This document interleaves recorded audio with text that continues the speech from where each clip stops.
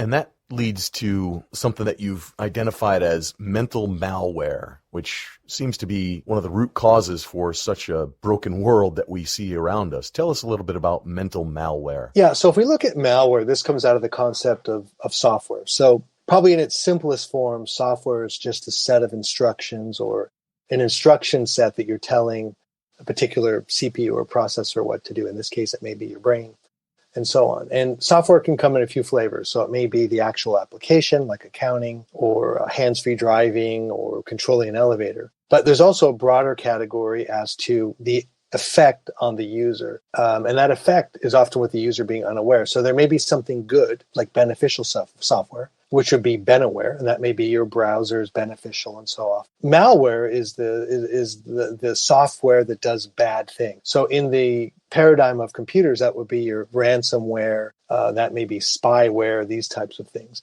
Within our human system as well, there's malware. So there's two types of malware. Mental malware is your cognitive malware. That will change the way you view things that are made to end up deleterious to you. And at the same time, there's moral malware, since the morality function of the mind also will work in interplay and govern much of the control what you do. These are almost like fail-safe systems that play in. So mental malware is why you end up with even the Overton window.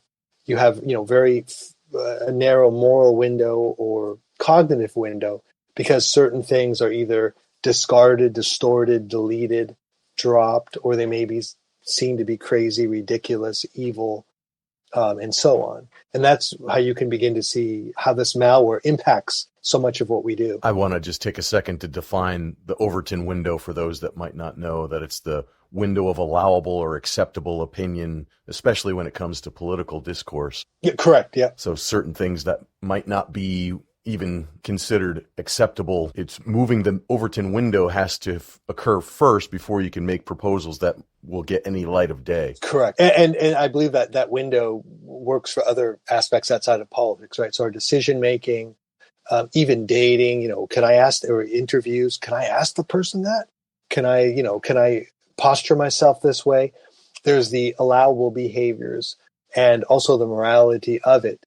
And you see this in so many decisions that people make, often to their detriment. For instance, I don't want to do this because this will be prejudicial, and the person ends up dead, right? Maybe you did need to be prejudicial, right? Where you're prejudging, you're using priors to determine that may be an unsafe situation to be in, and vice versa. A malware may be as simple as just assuming that money's dirty, or the root of all evil, or that, I don't want to do sales. Sales, that's a scummy business. Well, many salesmen may be that way, but it doesn't mean that you have to operate in that way or that the profession itself is bad. So there's a lot of these issues that are put in there. And malware would be that if it was something that harms you, right? That harms your decision making and so forth, that